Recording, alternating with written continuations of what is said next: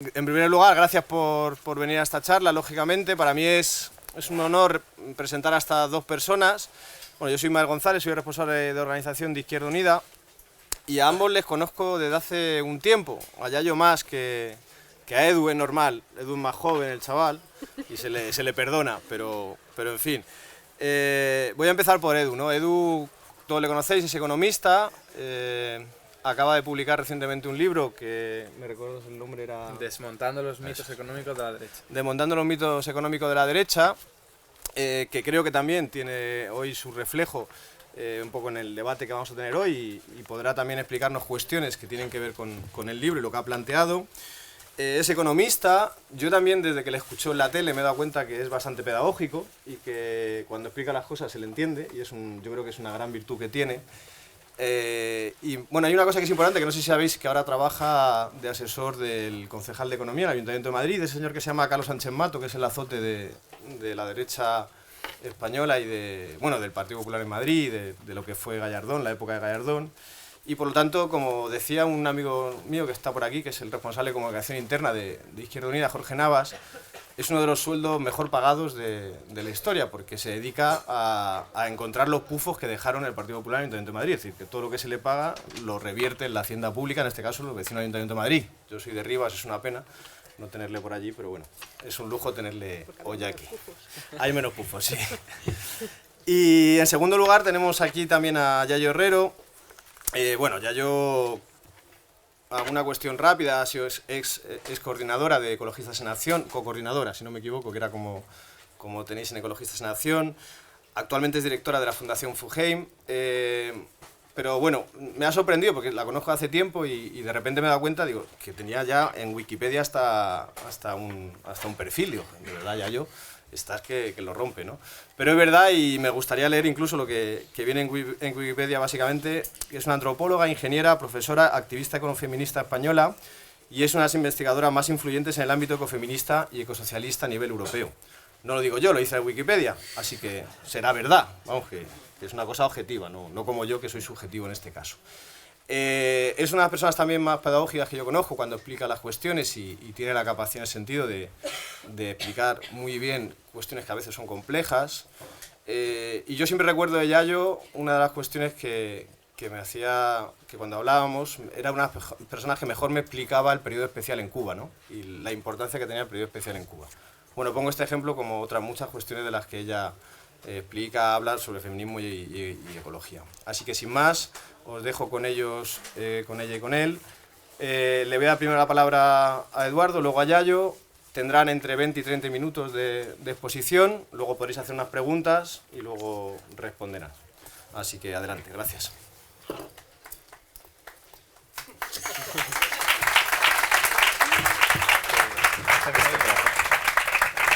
Te lo cuento yo, tipo. Bueno, pues muchas gracias, Isma, por la presentación. Ya tendremos tiempo para conocernos más. Espero envejecer bien y bastante. Muchísimas gracias a todos por estar aquí. Para mí es una alegría no solo participar en la Escuela de Izquierda Unida, sino también compartir mesa con Yayo, ¿no? Una persona a la que admiro intelectualmente, pero también personalmente, ¿no? Con la que tengo la suerte además de trabajar en la auditoría de la deuda. Yayo es miembro del Consejo Científico, del Consejo Asesor, perdón, de la auditoría, y la verdad es que es un placer también tenerte allí, Yayo. Fijaos, no hay mucho tiempo aquí para que podamos hablar, o para que pueda yo hablar, con la idea de que luego podamos tener un debate enriquecedor, y entonces me voy a centrar en algo que últimamente me atormenta, ¿no?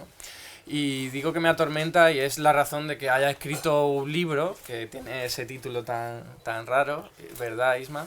Que consiste básicamente en ofrecer una serie de herramientas de una forma relativamente sencilla a cualquier persona que quiera, al fin y al cabo, intentar refutar y combatir las mentiras que se encuentra día a día de la derecha económica, representada normalmente por algún tipo de cuñado que te suelta una tontería, pero que sabes que es una tontería, pero que no es tan fácil desmontarla, ¿no? está escrito de una forma bastante sencilla y pedagógica, al menos así lo intento, con la idea de que pueda llegar a cualquier persona. No se trata de concienciar a una persona economista que ya tiene conocimiento económico, sino a cualquier persona que tiene ese interés, ¿no?, por mejorar el mundo y que luego cuando intenta llevarlo a la práctica se encuentra con un cuerpo teórico bastante bien armado por parte de la derecha económica que le impide avanzar. O sea, yo veo de una forma muy clara, seguramente por deformación profesional, que en una formación política como la de Izquierda Unida nos encontramos a veces con un límite a menudo bastante insalvable, que es el de poder dar solidez desde un punto de vista económico a nuestras propuestas. Porque nosotros tenemos normalmente muy claro nuestro proyecto político, filosófico, sabemos que somos antiimperialistas, sabemos que somos anticapitalistas, sabemos que aspiramos a un socialismo lo más equitativo y lo más justo posible, pero cuando luego nos ponen encima de la mesa las formas por las cuales queremos llegar a ese proyecto, nos suelen faltar herramientas que nos permitan defender nuestra postura y no, ya digo, ponerlas en marcha, ¿no? Me estoy refiriendo a cuestiones que tienen que ver con la economía. ¿Quién de aquí nos ha encontrado a veces con una respuesta así simplona pero bastante potente por parte de alguien de la derecha o alguien simplemente que repite su mensaje diciendo, muy buena idea la vuestra de mejorar las pensiones o mejorar los salarios o mejorar la educación, pero ¿de dónde sacas el dinero? Y entonces nosotros siempre estamos acostumbrados a entrar en ese círculo vicioso de decir, dinero hay mucho. Estamos viviendo en el siglo XXI y tenemos desarrollado unas capacidades tecnológicas impresionantes y de hecho vivimos en sociedades muy ricas si lo medimos de esa forma, midiendo en capacidad productiva, tecnológica y luego lo que se traslada en cuestiones monetarias, y el problema es de distribución. Y eso es algo que es clarísimo, pero cuando nos dicen, vale, bien, ¿y cómo vas a resolver eso? Nosotros, bueno, pues para eso existe un sistema impositivo que intenta de alguna forma de traer recursos de las capas más adineradas para luego poder utilizarla pues, en esos proyectos políticos que intentan ser lo más justo posible, ¿no? Claro, nos encontramos con que nosotros mismos estamos ya aceptando una premisa, que es un mito económico de la derecha, que tenemos totalmente inoculado en nuestra mente, totalmente inserto en nuestra médula ósea, que ni siquiera nosotros nos damos cuenta de que es así. De hecho, muchos de los mitos económicos que intento desmontar en el libro son planteamientos que yo hasta hace 3 o 4 años no más tenía implementado de una forma muy sólida en mi cabeza y yo pensaba que eran absolutamente ciertos, ¿no? Y ahora me encuentro intentando desmontar pues planteamientos que yo hasta hace muy poco defendía, y eso de hecho me invita a ser humilde y decir, puede que dentro de unos cuantos años yo mismo esté combatiendo cosas que hoy día estoy diciendo, ¿no? Simplemente porque nos han adoctrinado. Desde el mundo de la economía, en particular, nos han inoculado una serie de planteamientos que nosotros los hemos absorbido sin más. No es nuestra culpa. De hecho, tenemos muchísimo menos poder para poder hacer un contrapoder y hacer un planteamiento adverso y estar prevenido. Pero fijaos, si os dijera que en las facultades de economía se nos adoctrinan con todas las letras de la palabra, no me estaría quedando absolutamente nada corto. No sé cuánta gente de aquí ha tenido la desgracia o la fortuna de estudiar economía, pero hay muchas formas de acercarte a la realidad económica. Fijaos, una podría ser desde un punto de vista marxista, por ejemplo, ¿no? Fijándote en la lucha de clase, el papel que representa el trabajador frente al empresario. Otra persona podría fijarse en cómo está distribuida la renta entre personas. Oye, pues aquí hay mucho pobre, aquí hay mucho rico, algo pasa. Otra persona podría fijarse en el papel que desarrolla la mujer en un mundo, en una relación económica claramente mal distribuida, y otra persona podría fijarse en el impacto ecológico que generan pues todas las actividades económicas que hoy se realizan, ¿no? Bien, hay muchísimos planteamientos, pero cuando tú entras en las facultades, lo único que hacen es explicarte uno de ellos, una teoría económica, solo una, y no te dicen que es una entre muchas, porque es donde ahí está el juego del adoctrinamiento, ¿no? Si te llegan a decir, mira, existen todas estas y solo te voy a explicar una, pues al menos se aceptaría. Pero es que si ni siquiera te dicen que existen muchas, sino que solo te explican una, que es, vamos a intentar generar los mayores beneficios empresariales posibles, porque así va a funcionar mejor el mundo y va a funcionar mejor la economía, entonces tú cuando acabas la carrera y alguien te viene contando una historia, pues desde el punto de vista de la ecología o del feminismo, como hace Yayo, o del punto de vista que os podáis imaginar, marxista o lo que sea, te dicen, pero ¿tú de qué estás hablando? Si eso no lo hemos estudiado en las facultades, tú no estás siendo científico, ni serio, ni técnico, porque eso no viene en los manuales de economía, ¿no? Y es ahí nos encontramos uno de los principales cauces por los cuales se desarrolla una teoría económica que es claramente consustancial a los intereses de la clase dominante, ¿no? Esto no es casualidad, ni es tampoco una conspiración, es simplemente que, pues, imaginamos a todos estos economistas que yo estoy diciendo intentando desarrollar sus teorías económicas, en plural, y la clase privilegiada dice, esta me viene bien, esta no. A la que me viene bien voy a intentar impulsarla, voy a darle recursos, voy a darle posibilidad de que se puedan difundir, la voy a meter incluso siempre que pueda en el ámbito académico y las demás las denostamos, ¿no? Y luego, claro, nos encontramos todos los economistas críticos que utilizamos planteamientos alternativos diciendo una cosa y te sueltan, tú estás loco, no tienes ni idea de economía y estás planteando cosas totalmente absurdas, ¿no? Que por cierto, esto es algo que evidentemente lo sabéis, ocurre en el resto de ciencias sociales, pero también ocurre de hecho en las ciencias de la naturaleza, ¿no? A gente como Copérnico o a Galileo se les tachaba de locos por decir simplemente que el planeta Tierra no era el centro del universo, sino que en todo caso lo sería el Sol. O incluso a personas como Einstein se tachaba también de loco por decir que un agujero negro era una masa muy potente que atraía incluso a la luz y que por eso era negro. Y decían que estaba totalmente chalado, que eso no tenía ningún sentido. Fijaos, la ciencia siempre ha avanzado contra el sentido común y cuando a veces nosotros desde un punto de vista de izquierda planteamos cuestiones que chirrían y que nos chirrían, y yo podría decir, me chirrían incluso a mí porque hay un impedimento muy grande por parte de los que hemos aprendido la economía ortodoxa, que es que cuando queremos aprender otro tipo de economía, primero tenemos que desaprender todo lo que hemos tenido que aprender para luego poder vomitarlo de alguna forma en los exámenes y poder aprobar. Y yo cuando le intento enseñar a compañeros míos que estudiaron conmigo en la facultad y terminaron, y les enseño o les muestro algunos planteamientos alternativos, les chirría demasiado y no lo ven, ni siquiera se abren, dice, tú estás diciendo cosas totalmente absurdas, ¿no?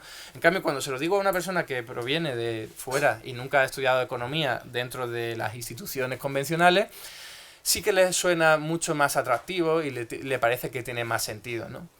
Fijaos, todo esto que estoy diciendo sé que todos y todas sois conscientes, pero insisto y vuelvo a lo que decía al principio, ninguno de nosotros ni de nosotras estamos totalmente prevenidos de esas mentiras. Y quiero contar aquí, y quiero hacer hincapié en una de esas mentiras que más acabamos repitiendo sin saber que lo son, ¿no?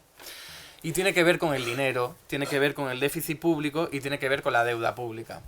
Cuando hablamos de dinero, siempre nos han enseñado, incluso repetimos, y por cierto, y no es una crítica a Marx, pero él también la repetía, porque era también otros tiempos en los que funcionaba el sistema económico de otra forma, pensamos que es un elemento que existe en la naturaleza, que de alguna forma tenemos que hacernos con él para luego poder utilizarlo y gastarlo en cualquier tipo de cosa. Si yo soy un trabajador y si quiero tener dinero para tener capacidad adquisitiva, tengo que trabajar para alguien o vender algún producto a cambio de dinero y luego cuando ya tengo el dinero, entonces lo gasto y puedo comprar cosas, ¿no? Desde el punto de vista de un Estado se nos dice que es igual, lo que pasa que de una forma diferente. El Estado tendría que recaudar dinero de la gente, porque la gente tiene el dinero en los bolsillos, ¿no? Y de la gente, personas, familia, empresa, y luego poder utilizar ese dinero, porque si no has recaudado dinero antes, no puedes gastarlo en pagar pensiones, en pagar sueldos, en implementar el estado del bienestar, etcétera, etcétera, ¿no? Fijaos, esto que estoy diciendo, que a nosotros todos nos suena algo totalmente lógico, es absolutamente falso. Y es falso porque nos han contado la historia de una forma totalmente errónea y de una forma perversa para que sea consustancial al fin y al cabo a sus propios intereses, ¿no? Lo que se nos dice es, el dinero se genera en el sector privado y el sector público es una especie de parásito que tiene que traer esos recursos a través de tributos de cualquier tipo para luego poder implementarlo.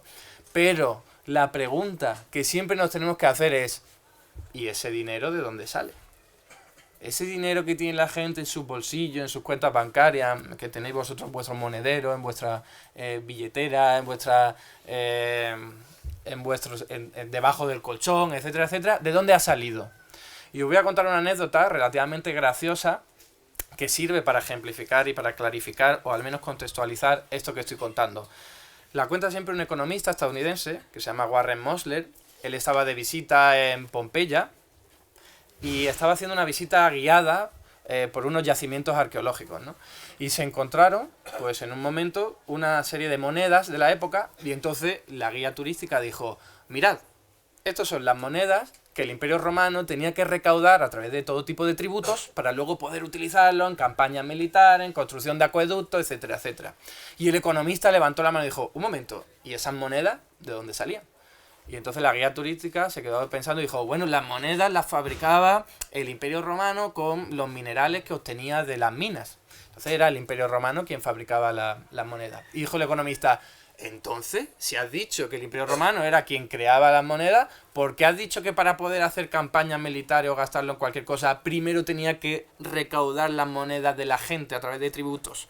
¿No será que primero tendría que crear las monedas, ponerlas a disposición de la gente de alguna forma y luego recaudarlas? Porque no puedes recaudar algo que no existe porque tú no lo has creado. Y dijo la guía turística, sigamos adelante. Porque no tenía respuesta. Porque no hay respuesta. El dinero es un invento del ser humano para facilitar las transacciones económicas y como invento, que es algo abstracto, está totalmente ilimitado en su creación. El dinero se crea todos los días y a todas horas. Hoy día el Banco Central Europeo está creando 60.000 millones de euros cada mes y lo hace de esta forma, tecleando en un teclado informático, porque al fin y al cabo el dinero es una unidad de cuenta. No es otra cosa, es un invento del ser humano para intentar medir las deudas, las transacciones económicas, etcétera, etcétera. Es al fin y al cabo como los metros o los kilómetros. Es una unidad de cuenta, no existe, no podemos tocar los kilómetros ni los metros. Igual que no podemos tocar el dinero, podemos tocar una regla que intenta medir una longitudes con centímetros. Igual que podemos tocar una moneda o un billete, pero no podemos tocar el concepto de dinero, que es medir cosas. Fijaos, si yo quiero medir esta mesa, pues utilizaré una regla y diré, pues mide no sé cuánto. Si yo quiero medir las transacciones económicas, yo me invento lo que se llama dinero para poder medir esas transacciones. Fijaos lo que estoy diciendo. Como es un invento del ser humano, a nadie se le ocurriría decir, ¿verdad?, que me faltan centímetros para medir esta mesa. En todo caso, mi regla es muy pequeña, pero tendré una cinta métrica para poder medirlo.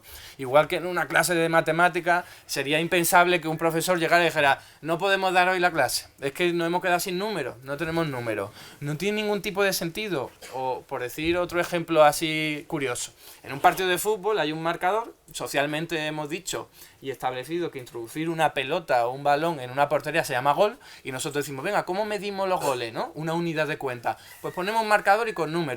Y a nadie se le ocurriría preguntarle al que está en el marcador de dónde está sacando los números. ¿Qué tipo de impuestos está poniendo a la gente para obtener esos números y luego poder gastarlos?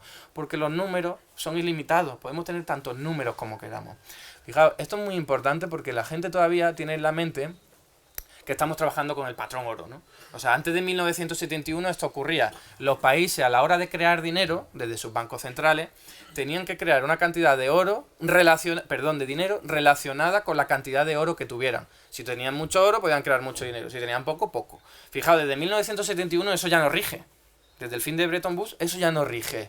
Y ahora cualquier banco central puede crear dinero de forma ilimitada, sin necesidad de que tenga que respaldarlo con ninguna otra moneda, sin necesidad de que tenga oro, etcétera, etcétera. Y por lo tanto no hay ningún tipo de restricción técnica. Y esto es la clave. O sea, nunca nos pueden decir que no hay suficiente dinero para pagar las pensiones, la educación, la sanidad.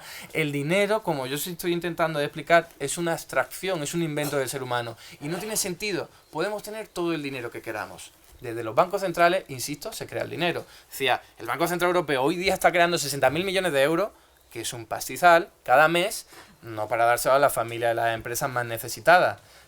Los está creando para inyectarlas en mercados financieros, actores financieros dentro de esos mercados, para ver si de alguna forma lo prestan a esa familia y empresas necesitadas, para ver si de alguna forma luego se incrementa la actividad económica, ¿no? Pero claro, la clave es que en vez de crear el dinero para dárselo a la gente, pues a través de pago de salario, a través de pago de pensiones, lo que sea, se le da a los bancos para que los bancos a su vez lo presten a la gente y hagan negocio por el camino, que ese es al fin y al cabo el kit de la cuestión.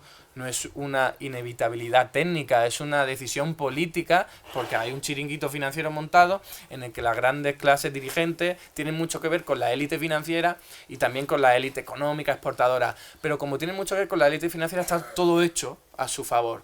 Y por eso digo, no habría ningún inconveniente en que el Banco Central Europeo hoy día estuviera creando el dinero para dárselo a familias necesitadas o a empresas necesitadas. De la forma en la que eso podría hacerse, pues habría muchísimo debate, ¿no? Desde mi punto de vista, creo que la forma más eficiente y más potente es generar empleo público directo, y si hay que pagarle a una persona por estar realizando una actividad social o ecológicamente útil, pues se le paga, porque para eso está el dinero, para ponerlo a disposición de las necesidades de una comunidad. Fijaos, seguramente a algunos le está viniendo a la cabeza ese mito, ese otro mito económico con el que nos han adoctrinado, y es: si tú generas dinero, de la nada aparece la inflación. La inflación es el incremento generalizado de los precios, ¿no? Se suele decir que si tú creas dinero de la nada, que por cierto es como siempre ocurre, el dinero siempre se crea de la nada, y es como lo está creando el Banco Central Europeo todos los meses, pero no aparece la inflación por ningún lado, sorpresa, ¿no? Pues dicen que aparece la inflación y que claro, y la historia que te cuentan es algo también muy simple, pero que no tiene nada que ver con la realidad. Sería, pues ahora viene una persona con muchísimo dinero, muchísimos billetes de 500 euros, nos la da a todos nosotros, y nosotros, aparte de ponernos muy contentos por tener ese dinero en nuestras manos, iríamos luego a las tiendas, muy lejos, por cierto, de aquí, del pueblo o de Madrid, a comprar productos y servicios, ¿no? Y entonces los vendedores dirían: oye, ¿cuánta gente aquí con tanto dinero? ¡Qué bien! Pues si se lo pueden permitir, voy a aumentar los precios, ¿no? Y dicen, si eso ocurre de forma generalizada, aparece la inflación. Todo el mundo aumenta mucho los precios, al final la gente se acaba empobreciendo. Bien, eso es solo parcialmente cierto. A nosotros nos han inculcado eso, vaya, las facultades de economía. A veces me ponen dibujitos animados del pato Donald. Mira, Edu, esto es muy sencillo de entender, ¿por qué no lo entiendes? Digo, pues vaya base científica que te acabas de sacar, pato Donald, explicando cómo funciona la inflación. Digo, por favor, lee cosas más serias para explicar este tipo de cosas, ¿no? ¿Por qué es parcialmente falso? Porque va a depender del contexto económico. Primero, si nosotros ahora mismo creáramos dinero, como estoy diciendo, y se lo diésemos a la gente, por ejemplo, a cambio de trabajar para actividades sociales y ecológicamente útiles, la gente que hoy día tiene miedo por tener pocos ingresos y por ver un futuro bastante negro, no se gastaría todo ese dinero. Eso es lo primero. Si tú tienes el dinero en tu cuenta bancaria porque tienes miedo del futuro, no va a aparecer inflación de ninguna forma, porque te está dando seguridad y te está dando proyección de vida y te está dando, al fin y al cabo, esperanza. Pero no aparece la inflación. Segundo, incluso en el caso de que aparezca esa persona y diga, venga, voy a comprar cosas y además pues me voy a venir arriba, que para eso estoy ganando ahora dinero, ¿no? Si las empresas, el problema que tienen es que no son capaces de vender todos los productos que tienen y lo están almacenando en sus almacenes, lo están depositando en los almacenes, y porque no los pueden vender, no hay gente suficiente con capacidad adquisitiva para que se los compre. E incluso de 10 máquinas que tienen, dicen, ¿para qué voy a poner las 10 máquinas a producir si voy a llenar el almacén de productos que no se venden? Voy a poner a producir solo 7 máquinas. Que eso es lo que ocurre hoy día, según todos los indicadores económicos e industriales. En la capacidad productiva española está, en medida en términos convencionales además, al 71%. Es decir, que de media todas las empresas no están con todas las máquinas en funcionamiento, sino solo 7 de cada 10. Fijaos, si ahora la gente que yo estoy diciendo con más dinero en su bolsillo va a esas tiendas, el dueño de la tienda diría, oye, hay gente que viene aquí a comprarme, bien, ¿qué hago? ¿Aumento los precios y me aprovecho? ¿Para qué? Si aumentando los precios puedo hacer que esa persona huya al competidor que lo tiene en un precio más barato. Y además, si yo tengo producto en el almacén, voy a venderlo si me sale rentable. Un producto en el almacén es un coste, una máquina sin funcionar es un coste. A mí me sale rentable ponerla a funcionar y vender esos productos. ¿Qué ocurriría? Que pondría la octava máquina a funcionar, tendría que contratar a gente para reparar esa máquina, para mantenerla, para ponerla en funcionamiento, y se acabaría generando renta y riqueza y empleo. Simplemente por el hecho, como digo, de haber generado dinero y haberlo dado a la gente. ¿Qué ocurre? Que sí, que es cierto que cuando estamos llegando a la 9ª o 10ª máquina, sí podemos correr el riesgo del que siempre nos han contado. Que el que tenga ya todas las máquinas en funcionamiento y ya nada en el almacén diga, bueno, pues ahora me voy a intentar aprovechar y voy a aumentar un poco los precios. Es cierto, ese riesgo existe, pero está muy lejos de suceder. ¿Por qué si no nos encontramos que hoy día a nivel internacional la inflación no aparece por ningún lado? De hecho, es el objetivo que pretenden conseguir de todos los bancos centrales. Y no saben cómo hacerlo, claro, no saben cómo hacerlo porque tienen unos planteamientos económicos ortodoxos totalmente absurdos y porque al mismo tiempo el chiringuito que hoy día tienen pues es malo para la gente que está en el paro y que tiene pobreza, etcétera, pero para los bancos les va bastante bien, así que no tienen ningún tipo de interés. Fijaos, están intentando crear inflación, hacer que aparezca la inflación y no lo consiguen y crean mucho dinero, como os estoy diciendo, tecleando. El 97% de todo el dinero que existe no es físico, son numeritos en cuentas bancarias, no son monedas ni billetes. Por ejemplo, si vais a esas tiendas, vosotros con una tarjeta de crédito a una tienda y compráis algo, si el dueño de la tienda tiene vuestro mismo banco, ¿sabéis qué es lo único que ocurre? Que el del banco hace así, teclea, resta la cantidad en tu cuenta bancaria y se la aumenta en el otro. O sea, no hay traspasos de moneda, ni de billetes, ni de nada parecido. Son simplemente anotaciones electrónicas. Pues bien, como yo os estoy intentando explicar, y con esto voy cerrando la intervención, el dinero, al ser un invento del ser humano y al no tener restricción financiera, se puede crear precisamente para los proyectos políticos que tengamos. Esto supone entrar en déficit público e incluso incrementar la deuda pública. Pero insisto, eso es una herramienta de política económica que no es mala ni buena per se. O sea, si tenemos mucho déficit para que el Partido Popular esté teniendo corrupción, pues eso es malo. Pero si tenemos mucho déficit público para que todo el mundo tenga un empleo digno y estable, eso es fenomenal. Y el déficit público no pasa nada, como nos intentan vender y siempre nos han hecho creer que si hay un déficit público elevado, pues se va a armar la marimorena, etcétera, etcétera. En absoluto. Mirad los países más ricos del mundo. Han tenido siempre déficit público. Y no es por casualidad. O sea, Estados Unidos, Japón, Alemania, Reino Unido, Nueva Zelanda, Australia, miradlo, mirad las estadísticas. Parece que los economistas liberales y de derecha no lo miran. O te buscan luego unas excusas. Pero el déficit público ha sido una herramienta siempre. Porque no es lo mismo una persona, que no puede siempre estar gastando más que lo que ingresa, o una empresa, que un Estado que tiene la capacidad de crear el dinero.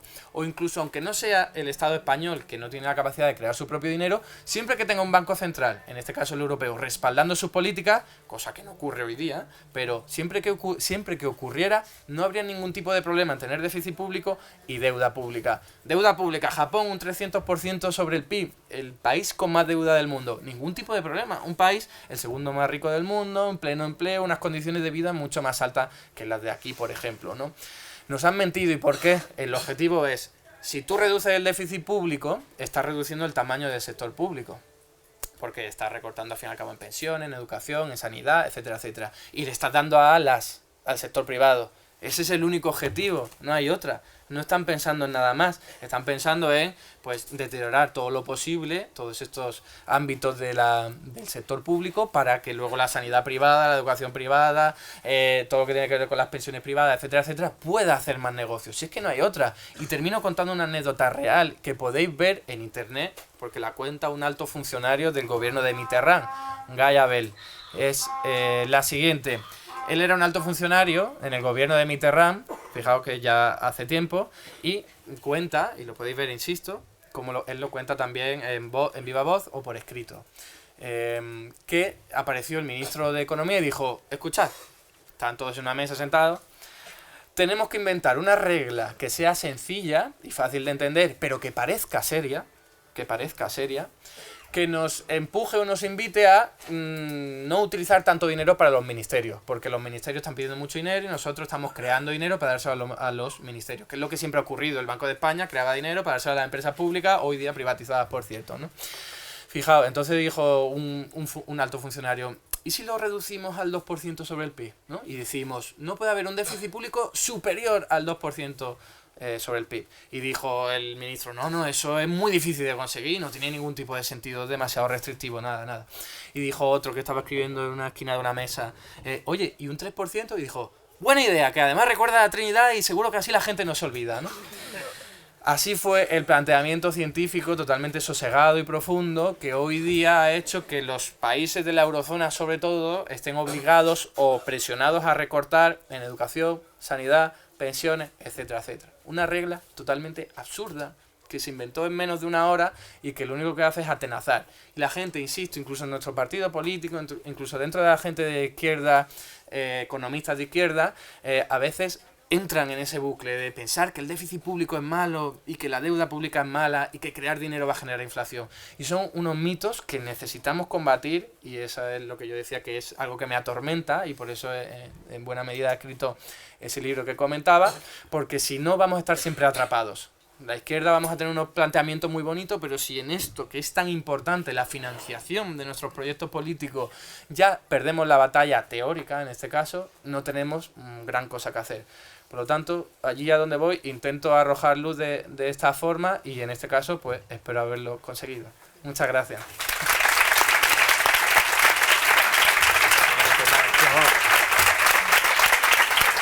Muchas gracias, Edu.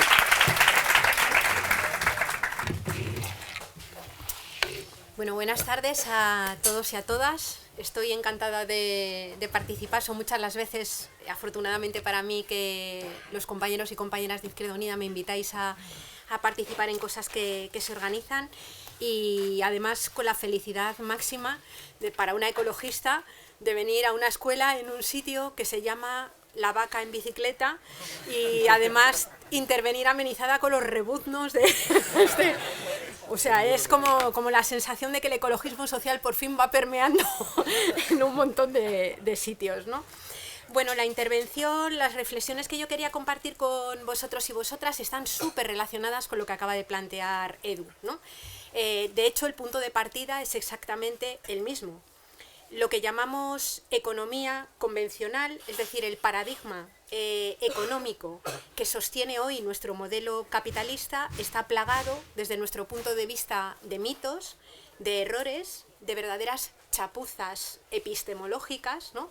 Pero que sin embargo es concebido como una especie, es nombrado como ciencia en la que se establecen unas leyes que alcanzan casi las categorías de leyes naturales, es decir, como si no fueran cuestionables y no tuvieran supuestos tremendamente ideológicos detrás, ¿no? Cuando hablamos, por ejemplo, de la ley coste-beneficio, estamos preguntándonos cuánto estamos dispuestos a destruir para obtener un beneficio.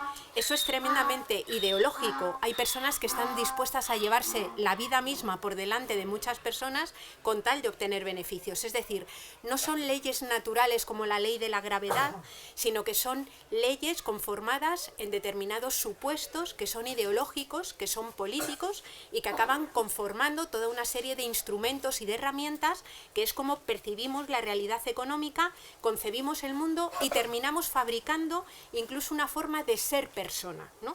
Porque el modelo capitalista, la economía capitalista, termina generando una sociedad, termina generando unos individuos que se comportan o pretenden que se comporten con arreglo a los propios postulados de la economía capitalista, ¿no? Y parte de esos mitos, parte de esas creencias, parte de esas chapuzas, parte de esos errores, tienen que ver con cómo el modelo económico capitalista, la economía convencional, ha desarrollado o ha formulado, o más bien ha ocultado, las relaciones que el modelo económico tiene con la naturaleza y las relaciones que el modelo económico tiene con los cuerpos de las personas. De esas miradas, de arrojar luz sobre esas miradas, se ocupan dos visiones heterodoxas de la economía, como son la economía ecológica y la economía feminista, que en mi opinión son absolutamente esenciales para, desde luego, comprendernos como especie, para comprendernos como sociedad y para darle la vuelta a este estado que tenemos en el momento actual, que podríamos denominar de verdadera guerra contra la vida. Es decir, tenemos una economía, una política e incluso un marco cultural que podría decirse que directamente le ha declarado la guerra a la vida, ¿no?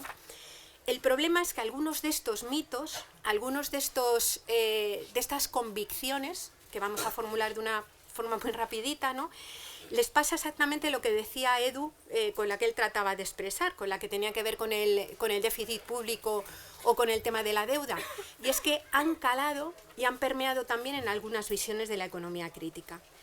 Y por tanto, desde las izquierdas también a veces se han desarrollado propuestas, convicciones o creencias en cuanto a las relaciones de la economía y el metabolismo social con la naturaleza, que obvian o que caen en los mismos errores en los que puede caer el propio modelo capitalista. Decía José Manuel Naredo, un economista ecológico, que si algo demostró el socialismo real era que era imposible crear algo bueno alternativo al modelo capitalista mientras se basara exactamente en el mismo modelo de producción y de creación de riqueza que el capitalismo.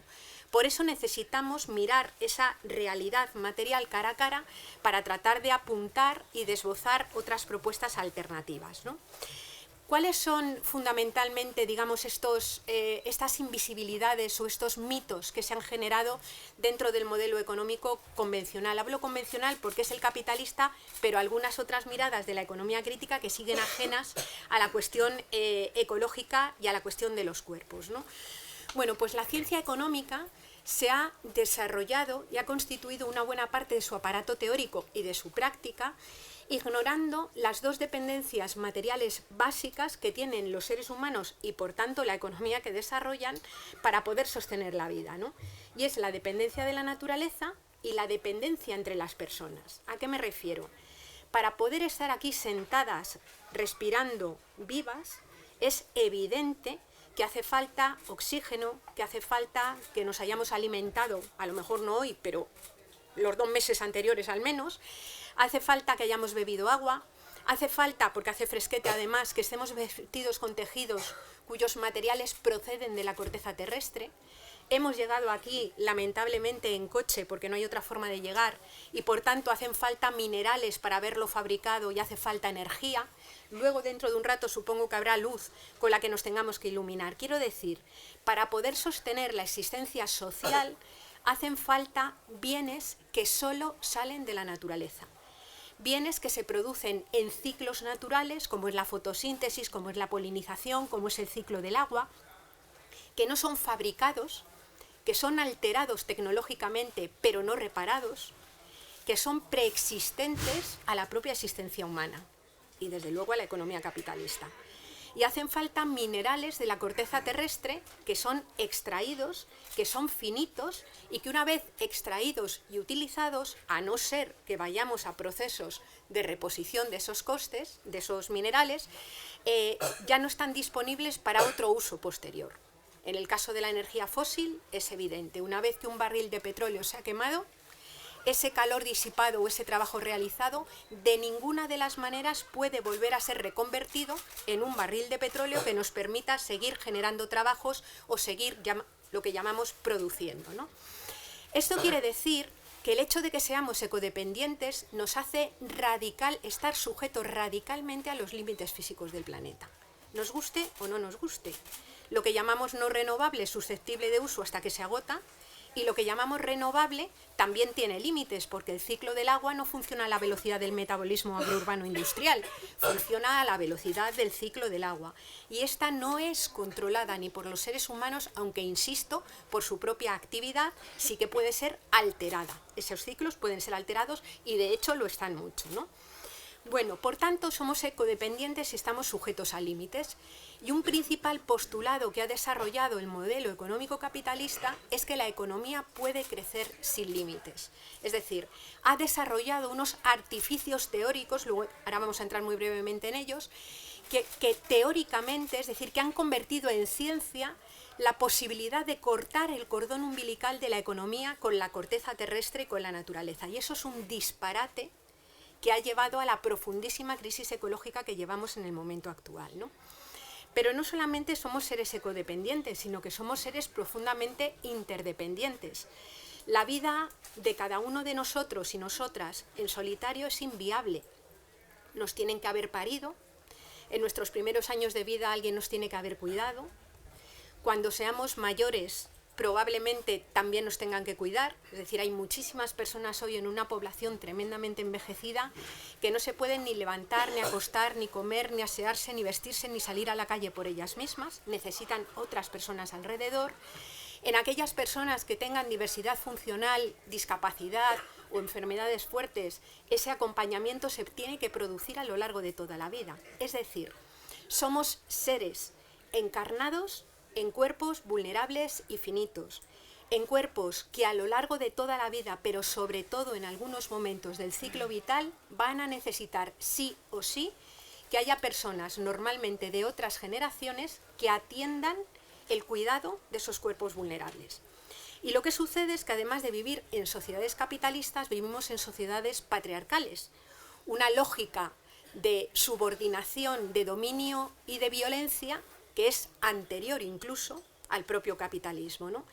Y en las sociedades patriarcales hay una división sexual del trabajo que hace que sean mayoritariamente mujeres en espacios también invisibles a la economía, como son los hogares, las que se ocupan mayoritariamente en condiciones de no libertad del cuidado de los cuerpos vulnerables.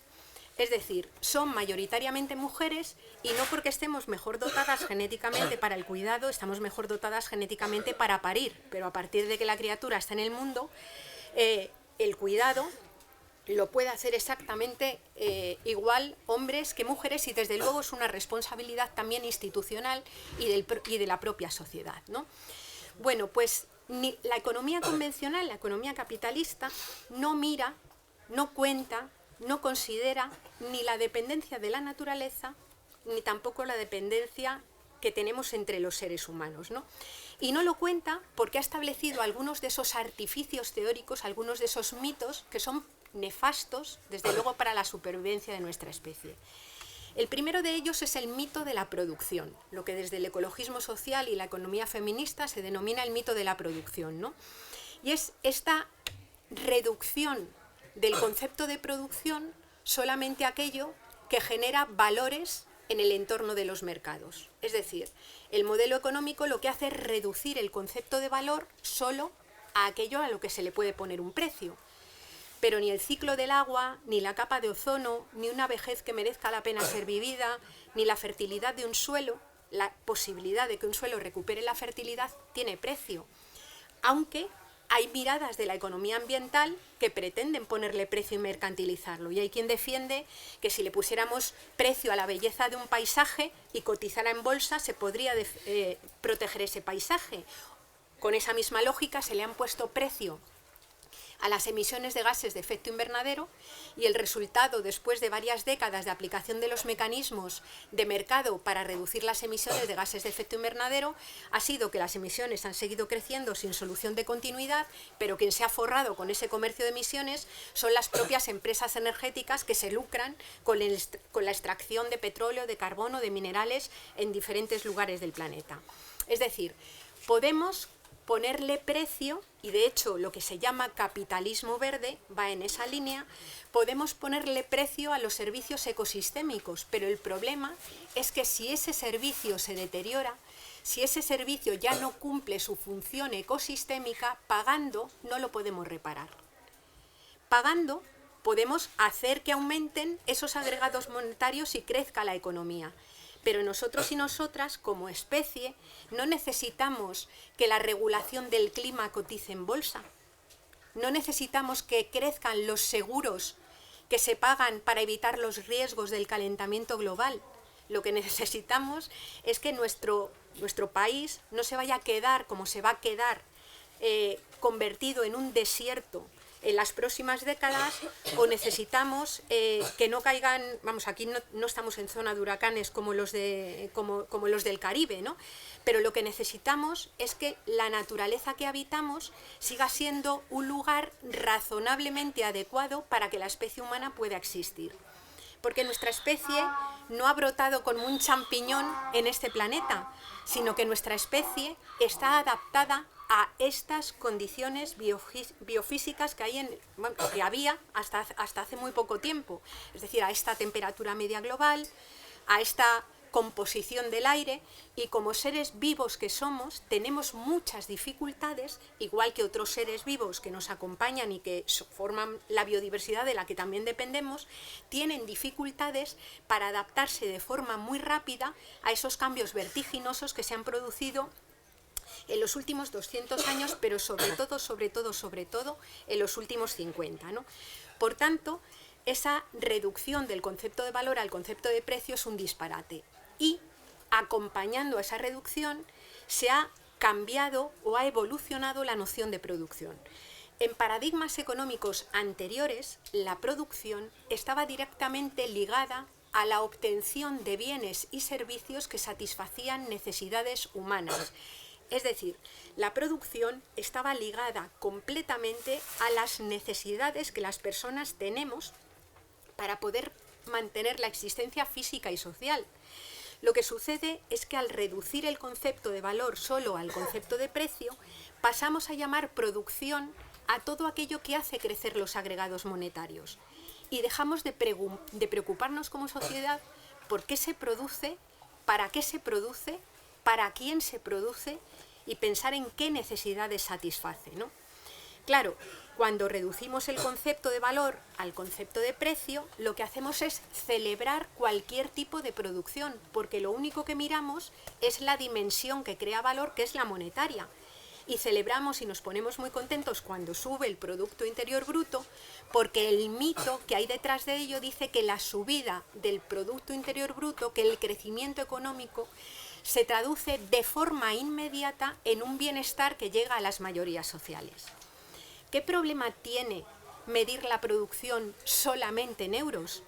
Pues tiene unos problemas brutales. Y es que cuando miramos solo la dimensión de lo que se vende en el mercado, ya no sabemos qué materiales se han utilizado para fabricarlo.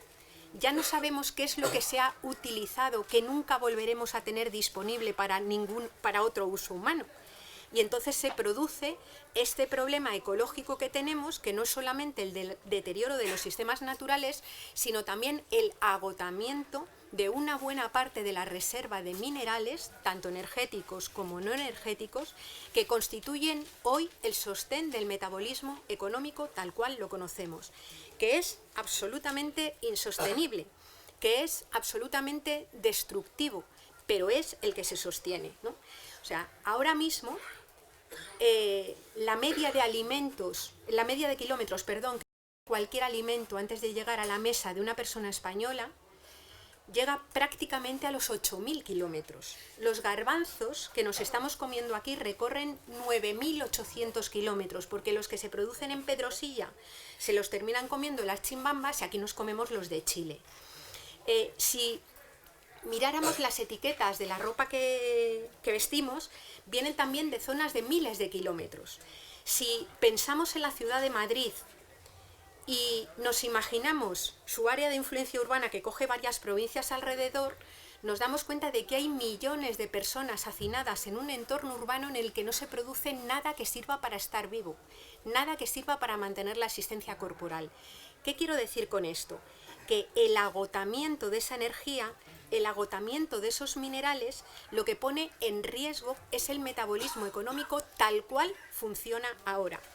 Ahora mismo el modelo urbano, el modelo de alimentos y en buena medida el modelo productivo es un modelo que depende radicalmente de un petróleo que declina, pero depende radicalmente de un montón de minerales que también están sujetos en este momento a procesos de agotamiento.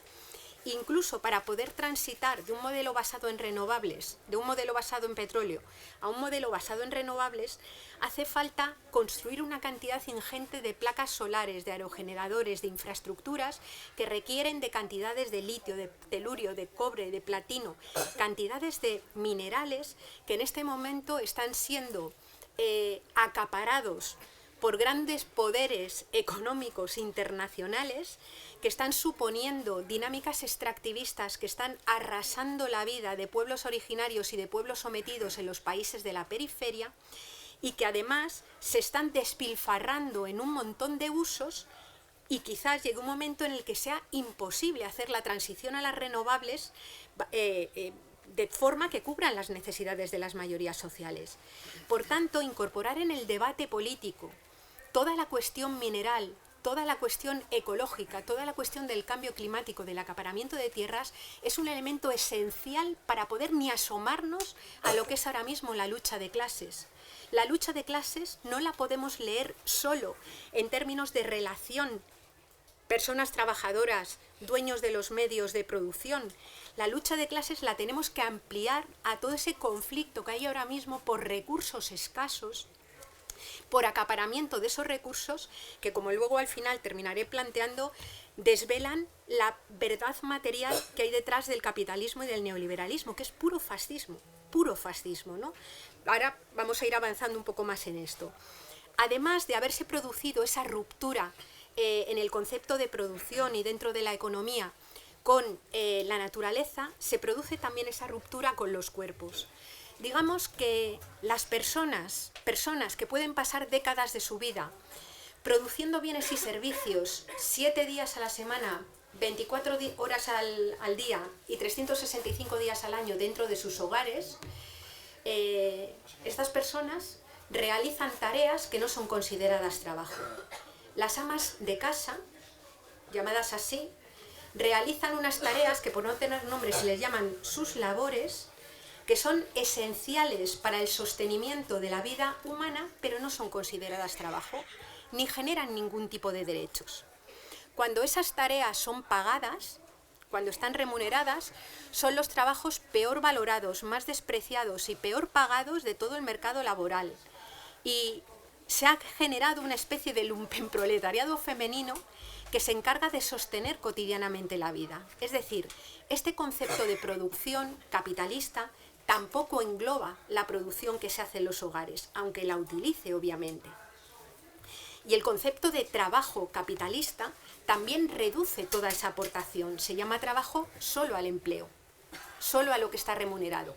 Pero toda esta aportación, que es absolutamente imprescindible para la vida, ni es trabajo ni genera ningún tipo de derechos, ¿no?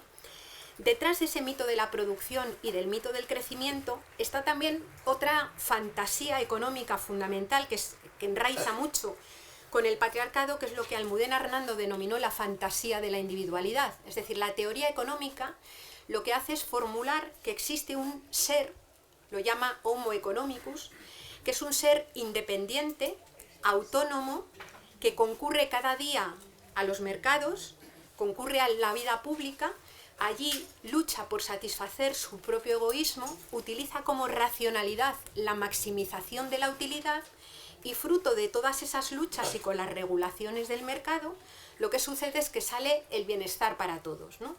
Bueno, ese Homo economicus es un sujeto falaz, es un sujeto ficticio. No hay nadie que pueda vivir desvinculado de la naturaleza, no hay nadie que pueda vivir desvinculado de su propio cuerpo y no hay nadie que pueda vivir desvinculado del cuerpo de los demás. Todo el mundo necesita cuidados y debería estar obligado a darlos, ¿no? Sin embargo, a pesar de que solamente una pequeña parte de la población del planeta, mayoritariamente hombres y también algunas mujeres, pueden vivir como si no hubiera que cuidar de nadie o pueden vivir como si no dependieran de la naturaleza, la economía y en buena medida la política se ha diseñado como si ese fuera el sujeto universal, ¿no? El gran problema que tiene el paradigma económico capitalista es que utiliza para funcionar, podríamos describirlo con la metáfora de un iceberg, ¿no? En un iceberg sabemos que la parte que flota por encima del agua es la más pequeña, es la parte de hielo más pequeñita. ¿Cuál es el iceberg del capitalismo? O sea, la parte que vemos del capitalismo, pues lo que se compra y lo que se vende, lo que está en los mercados, el salario, la deuda, todo aquello que puede ser expresado en términos monetarios. Pero debajo del agua, de forma invisible, con un tamaño muchísimo mayor y haciendo que flote lo que se ve, lo que nos encontramos es con un deterioro brutal de los ciclos naturales, con un agotamiento por extractivismo de buena parte de los minerales de la corteza terrestre y con la incautación de una cantidad ingente de horas de trabajo que mayoritariamente mujeres realizan en los hogares para fabricar tiempo para que algunos hombres y algunas mujeres los liberen y los puedan poner al servicio del mercado. Lo que quiero decir con esto es que para que haya producción en términos capitalistas, para que genere excedente, hay una precondición, que es la producción de vida. Y la producción de vida no se hace en los mercados ni con lógica capitalista. Por una parte, porque la naturaleza y los ciclos naturales no los produce nadie, son preexistentes. Y por otro lado, porque la materia prima producida dentro de los hogares esencial, que es la mano de obra, no ha sido fabricada para ser comprada o vendida, aunque esté siendo utilizada como una mercancía nueva, como decía Polanyi, que de alguna manera transformaba, decía que tendría el peor de los efectos, peor efecto que cualquier fundamentalismo religioso, ¿no? Que es esta religión, este fundamentalismo religioso que es el capitalismo, ¿no? O sea, solamente es posible que exista este modelo capitalista en la medida de que haya sujetos subordinados y subyugados en otros lugares que se ocupan de sostener la vida en un sistema que sin embargo la ataca, ¿no? Así vemos, por ejemplo, ya ciñéndonos al Estado español, a España, cómo funciona físicamente nuestro metabolismo.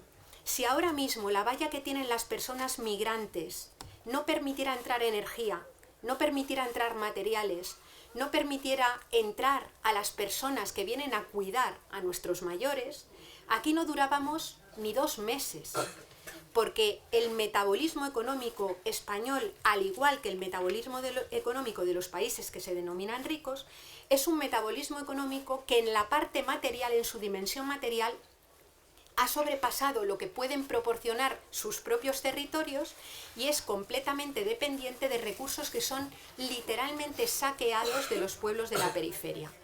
Cuando vemos a los sirios y sirias, a los migrantes, a los mal llamados refugiados en nuestras fronteras, y vemos esas fronteras que no se abren para que entren, sí que esas fronteras, sin embargo, se abren y se cierran todos los días para que entren los alimentos, la energía y los minerales que son saqueados de sus países.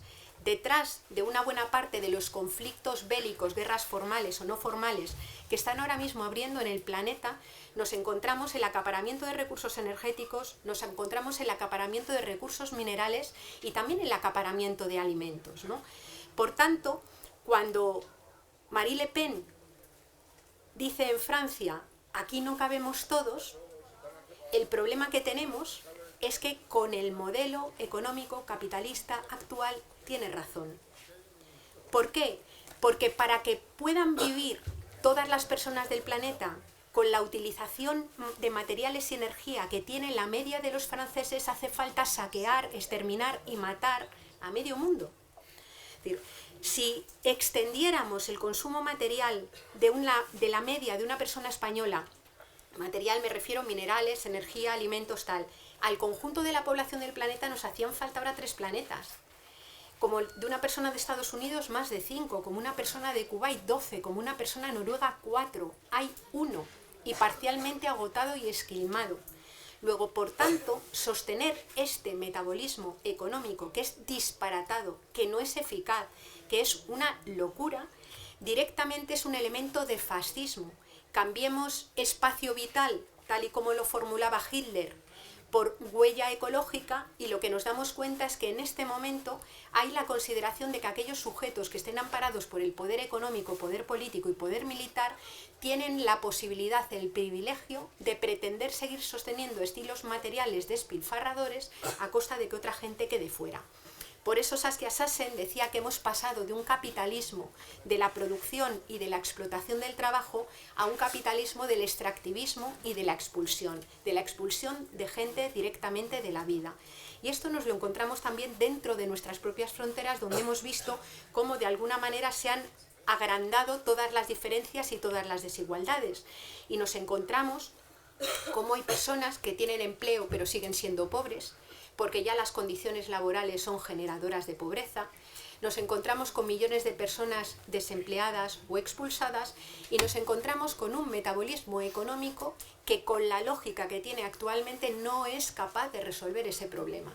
Es decir, en los años 70 fue cuando se publicó el informe Meadows sobre los límites al crecimiento, que fue tan criticado, tan denostado, pero vamos, que fallaron desde luego en sus previsiones, porque preveían que el pico del petróleo se alcanzaría en el año 2020 y se alcanzó en el 2006, es decir, se quedaron cortos en la previsión que hacían, ¿no?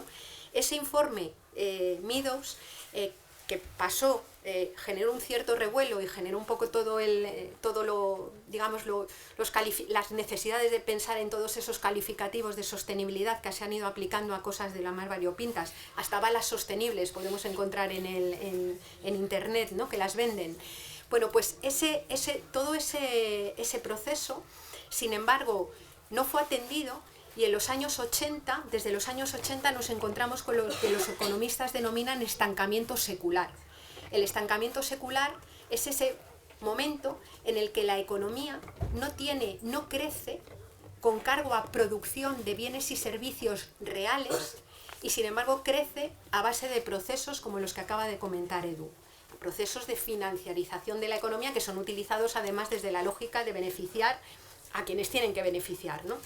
Bueno, esa dificultad de hacer crecer la economía en términos de producción real tiene que ver con que la bonanza mineral que hubo después de la Segunda Guerra Mundial en Europa ya no se da. En mi opinión, si no miramos esto, si no miramos cómo se está atendiendo ahora mismo el cuidado de los cuerpos vulnerables dentro de los hogares, en unos estados que se desresponsabilizan del cuidado y que recortan y saquean, extraen de lo público los recursos que hacen falta para cuidar de la vida, y si no incorporamos esta dimensión material en el análisis, vamos abocados a que en un golpe de péndulo lo que venga sea el puro fascismo. La socialdemocracia se queda sin ningún tipo de respuesta en el momento actual, porque la socialdemocracia se basa en el cierto reparto del excedente producido. Si no hay excedente producido, ¿qué reparte la socialdemocracia? Y por eso nos encontramos con que fracasan constantemente en sus promesas y acaban enredados en dinámicas que son tan capitalistas como las neoliberales. Desde perspectivas radicalmente de izquierdas, tenemos que pensar en cómo recomponer ese metabolismo económico que es posible y reorientarlo a la producción de bienes social y ecológicamente útiles. Esto significa pensar qué producimos, cómo lo producimos y para quién lo reproducimos, con la idea clara de que el decrecimiento material de la economía, de la esfera material de la economía, no es una opción, es sí o sí. Lo que es una opción es hacerlo de forma democrática y justa, y si no conseguimos hacerla de esa manera, el reparto o la redistribución se hará por la vía ecofascista. Y estamos con todos los discursos del foro de Davos, con todo lo que nos está prometiendo la Unión Europea, de que la propia tecnología nos va a resolver el problema. Yo no tengo tiempo de entrar ahora en esto, pero todo el proceso de maquinización, todo el proceso de la promesa de la robotización, cuando te pones a contar los kilos de cobre, de platino, de litio, no da más que para unos pocos. Hay promesas que son ciencia ficción, pero hay otras promesas que podrían ser viables, pero nunca escalables a las mayorías sociales. Por eso nos encontramos ante una dinámica ecofascista, ¿no? Yo, termino diciendo que, por tanto, el déficit, como decía Edu, el mito del déficit público es un mito, pero sin embargo el déficit físico es completamente real. En España tenemos un profundo déficit físico. Por cada tonelada de materiales que exportamos, importamos 3. Tenemos un déficit territorial. Nuestra huella ecológica necesita utilizar como 3 veces más de los territorios que utilizamos, y tenemos un déficit en materiales brutal.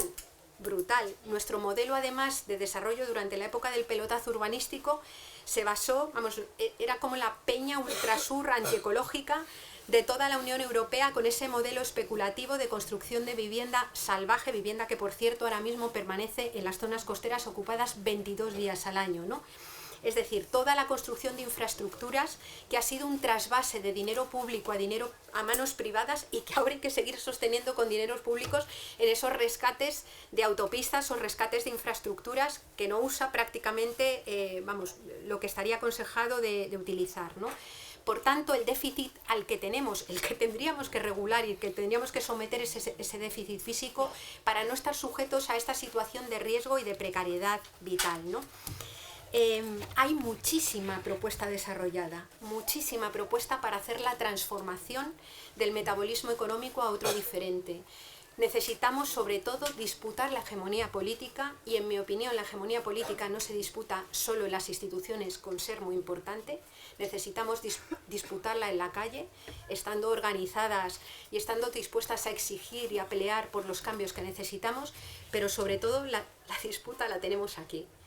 Necesitamos cambiar radicalmente muchos de esos mitos que han conformado una forma de ser persona y una forma de estar en el mundo, por una economía, por una política que ponga el cuidado en el centro. Y cuando digo el cuidado no hablo de los mimitos así como en términos místicos, hablo de la lógica de hacerte cargo de.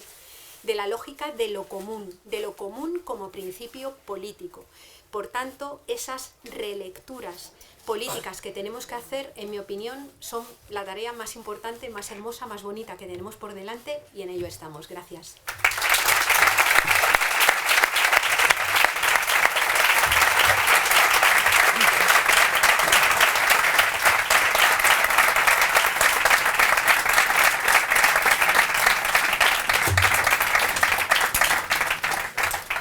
Gracias a ambas. Como se han portado con los tiempos, ambos ponentes, tenemos 30 minutos para las preguntas que pueda haber. Agradezco de verdad a los dos la contención en el tiempo, porque ya habéis visto que tienen mucho también por decir. Así que adelante, preguntas. Lo único que sí os pediría es que las preguntas fuesen claras y concisas para que también podamos articular un turno ágil. Adelante. No tenemos micro de mano, así que os levantáis y preguntáis. Adelante. Sí. Quiero preguntar a Eduardo una duda, que es que ¿cómo puede ser que, a pesar del estancamiento que hay en el consumo en este país, por el hecho de que los salarios están de capa caída, la precariedad y demás, vemos como a pesar de ello las cifras macro suben el PIB? Mi pregunta es, ¿en el sector exterior? ¿En la deuda? Ya está, solo eso. Gracias. Siguiente, vamos a hacer todas las preguntas que se puedan, bueno, las que tengan la capacidad de memorizar, y luego responden. Gracias. Sigue. Sí, yo también quiero plantear una cosa que está fuera de toda lógica ahora mismo.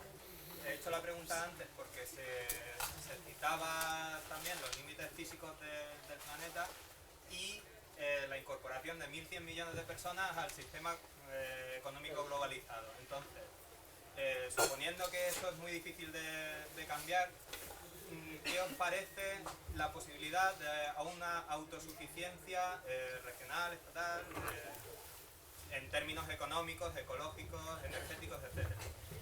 Gracias. ¿Había una pregunta por allí o dos? Una pregunta para Eduardo.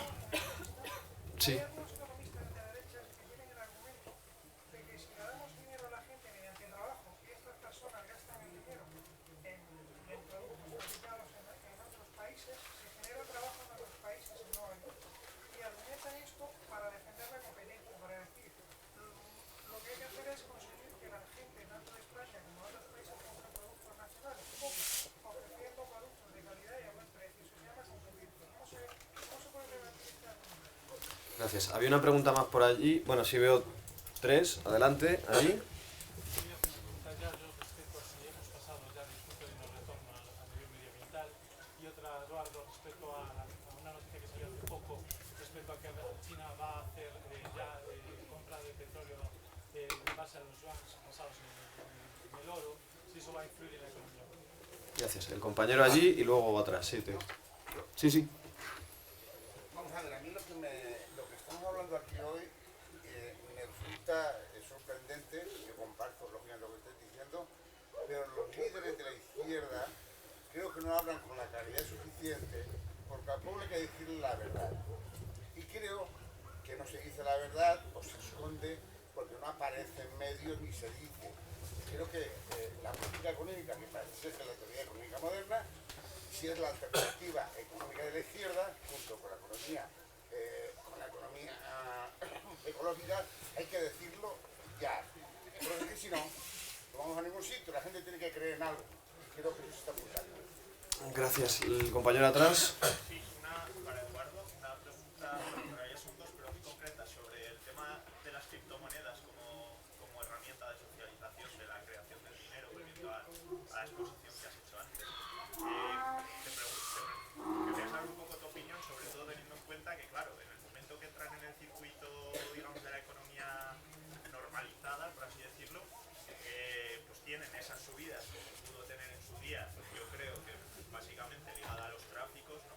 Pero como un CEO, en este caso el de JP Morgan, sale a decir que es una estafa y tiene ya ese 40% de bajadas que acumula en 3 o 4 días.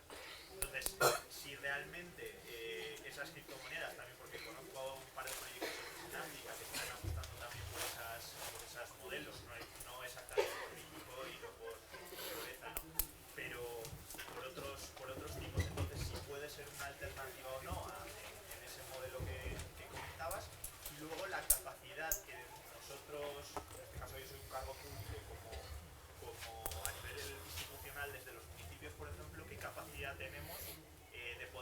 impulsar proyectos de moneda social o también con ese espíritu, ¿no?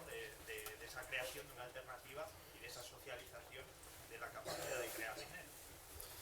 Gracias, me quedaba por allí, he visto una persona más, una compañera, creo. Un segundo, sí. Yo, pero iba también por lo de las bitcoins y qué efectos puede tener la bitcoin en la sociedad actual. Vale. ¿Cómo se puede integrar? Me quedan, yo ya pediría cerrar, o sea, quedan 3 palabras, cierro aquí, ¿vale? O sea, sí, 3 preguntas, aquí, aquí y allí, y ya acabamos, adelante.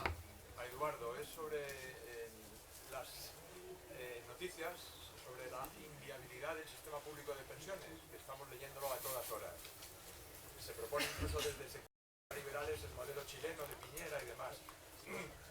¿Crees que hay algún peligro en este sentido? Que la derecha vaya desmantelando el sistema público de pensiones y tienda a un sistema privatizado. El compañero y ya el último allí. Si me preguéis cada vez una palabra no voy a acabar. O sea, ya acabo con la última que había dicho al compañero que esté levantando la mano atrás. Me falta el compañero de atrás y luego si hay tiempo hacemos una ronda más. ¿El compañero? Hay alternativa. Gracias. ¿Para qué? Para Yayo. ¿Y el último compañero atrás? Sí, sí. Bueno, no es para Eduardo, que no recuerdo el nombre de la... Yayo Herrero. Ante este modelo capitalista no habéis hablado nada del mundo rural. La alternativa es el mundo rural, la alternativa al modelo capitalista económico de concentración de la población en las ciudades y que los alimentos se producen fuera y aquí no se produce nada y lo importamos todo. Ya hay más muertes por mala alimentación que por consumo de tabaco y alcohol. Por lo tanto, la alternativa a todo esto será otro modelo de socialización y vida del mundo rural, afectar por los pueblos. Venga, gracias. Vamos a empezar las respuestas. Le dejo la palabra a Edu. ¿Empezar otra vez? Os lo dejo a Yayo, vale. Así lo hacemos al revés. Venga, Yayo. Bueno, a ver, todo el tema de la autosuficiencia que planteabas, ¿no? A ver, el principio de suficiencia a mí me parece que es clave, ¿no? Es decir, a mí me da una rabia horrible cuando le llaman políticas de austeridad al saqueo que hemos sufrido, ¿no? Porque la austeridad es una hermosísima virtud aristotélica que ha sido el uso razonable de los recursos y de las cosas para poder generar vidas buenas, ¿no?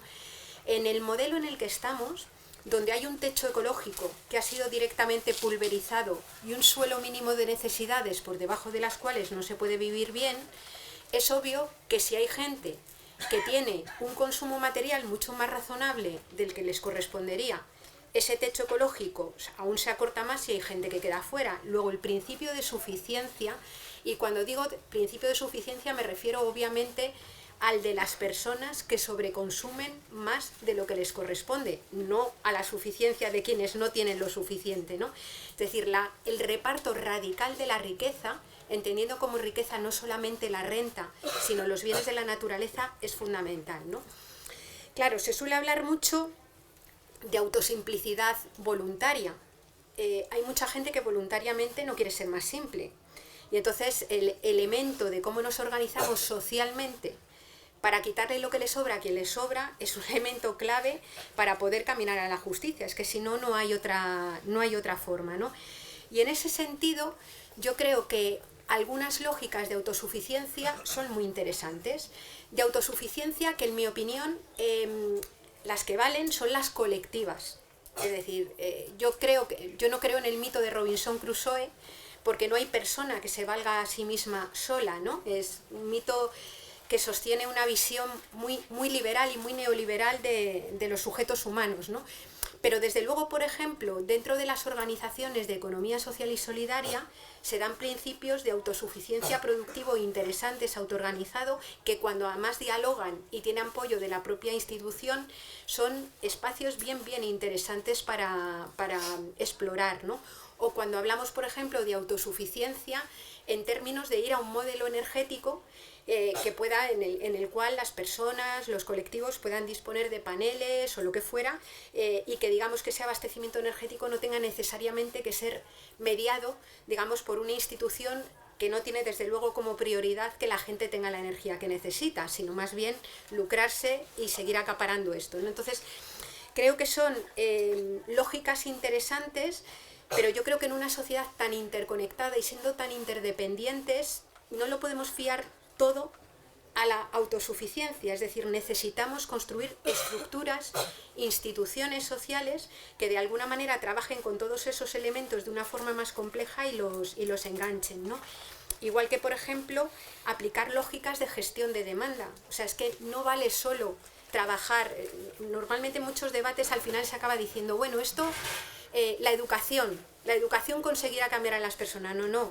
La educación es importante, pero lo que necesitamos son cambios estructurales y medidas de gestión de la demanda, que por otra parte tampoco escandalizan tanto. Cuando no hay anchoas y hay moratorias a la pesca de anchoas, la sociedad civil no se organiza para quemar las pescaderías. Es decir, que la gente es mucho más razonable y cuando le explicas que no hay cosas, pues entiende que no se pueden consumir esas cosas, ¿no?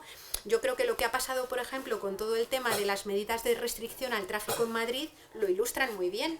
Esperanza Aguirre, Percival Manglano, alentaban a que la gente quemara cochófobos y hiciera yo que sé qué tipo de cosa, pero la gente lo que dijo es, joder, si nos envenenamos al respirar, parece que lo razonable será meter algunas medidas de restricción al tráfico. Es decir, que la gente las medidas de restricción las asume cuando están bien explicadas mucho mejor de lo que parece, ¿no? Y con esto voy a enlazar, aunque sea en desorden, con lo que planteabas tú, con el tema del contar la verdad. A mí me parece que es radical y en eso supongo que mañana Julio Anguita lo dirá también por activa y por pasiva. O sea, hay que decir la verdad, por dura que sea. Otra cosa distinta es que haya que saberla explicar bien y que además haya que plantearlas con esquemas, mecanismos de alternativas o al menos senderos de lucha, porque luego entro con lo de las alternativas, caminos de lucha, ¿no?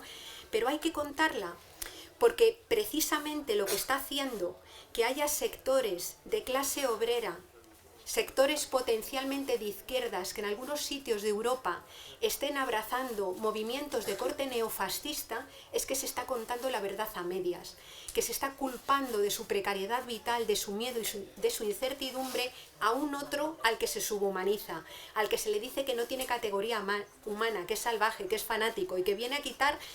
Y no se está contando que en los países de toda esa gente el ejército francés o el ejército inglés están saqueando y arrasando hasta las últimas gotas de vida que quedan. Por tanto, esa mirada material es un ejercicio de respeto a las personas, de sacar de esa minoría de edad permanente a la gente y de suponer que cuando se explican las cosas y se conocen no se va a saber. Yo, vamos, soy radicalmente partidaria de contar la verdad, ¿no? ¿Hay alternativas? Bueno, en el campo económico hay propuesta más que elaborada para diseñar un modelo alternativo que pudiera proveer de bienes y servicios y satisfacer las necesidades de las personas. Esa alternativa pasa por entender que el consumo material, me refiero a materiales y energía, tiene que reducirse globalmente de una forma impresionante.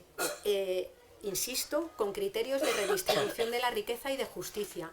Pero alternativa hay, y hay propuesta elaborada en el ámbito de la agricultura, en el ámbito de la pesquería, en el sistema de transportes, en el modelo de ciudad, en agricultura limpia. Es decir, hay propuesta prácticamente elaborada en todos los ámbitos del conocimiento, es decir, que no dista mucho de ser una hoja de ruta organizada que se pudiera poner en marcha fácilmente, pero propuesta y camino para empezar a trabajar hay. ¿Qué es lo que hace que la alternativa ahora mismo sea como más difusa o no se perciba tanto? Pues que hay un desequilibrio en la fuerza, en la relación de poder brutal. Hay un desequilibrio brutal y no solamente porque ellos tengan pistolas, tengan armas y tengan los mercados internacionales y el Fondo Monetario Internacional, sino porque han conseguido que muchas mayorías sociales, incluso las que son de izquierdas, sueñen con las cosas, tengan el concepto de producción, tengan el concepto de vida buena que promete el propio capitalismo, ¿no? Es decir, tenemos una inyección permanente de neoliberalismo en vena que es contra la que tenemos que trabajar y la alternativa, en buena medida, va a depender de lo que seamos capaces de hacer organizados y colectivamente con eso, ¿no? Por eso a mí me parece que es tan importante el irse un poco despojando de estos mitos y además hacerlo colectivamente y trabajar para que otras personas también lo hagan, ¿no? Los líderes de la izquierda, bueno, pues algunos sí que hablan de estas cosas, otros ni por el forro, y desde luego se traduce, de momento yo creo que estamos en el paso de la... O sea, todavía más en el terreno de la retórica y de la formulación del discurso que en el aterrizaje a propuesta concreta. Pero bueno, esperemos que todo se andará. Desde luego las propias circunstancias nos van a obligar a ello. Yo creo que no tenía yo nada más. Lo del mundo rural. A ver, es inviable o un poco así suponer que la solución va a ser que desalojemos las ciudades y todo el mundo se vaya al campo. Pero lo que sí es evidente es que la dinamización y la creación de un tejido rural vivo es imprescindible para poder caminar hacia la sostenibilidad. Porque necesitamos, en el plano ecológico, necesitamos relocalizar mucho la producción, sobre todo la producción de bienes y servicios, y necesitamos acortar mucho las distancias que recorren las cosas. Por tanto, es absurdo, y en ese sentido España todavía tiene un recorrido interesante porque tiene un tejido rural abandonado que se puede potenciar, ¿no? No me puedo aguantar a decir que la cuestión del patriarcado es fundamental, es decir, uno de los motivos esenciales del despoblamiento de las zonas rurales es que el mundo rural es absolutamente insufrible para muchas mujeres, que no tienen otra vía de socialización que no sea la puerta de su casa y que además tienen un futuro por delante de cuidar de suegros, tíos, hermanos de los... Claro, salen despavoridas de los pueblos, ¿no? Entonces, o conseguimos despatriarcalizar el campo y crear un tejido rural vivo, o va a ser difícil que muchas mujeres se quieran quedar o quieran ir a los pueblos, ¿no? Pero sobre todo, hay un equipo, sobre todo en Vitoria, que han puesto ya en marcha como proyecto piloto el empezar a trabajar el concepto de bioregión, y están desarrollando propuestas de desarrollo económico que no estén centradas en la división estanca, modelo urbano, tejido rural, sino ir cogiendo el concepto de bioregión y ver cómo ahí relocalizar economía, favorecer circuitos cortos de comercialización, que de alguna manera puedan dinamizar de una forma sostenible esos espacios.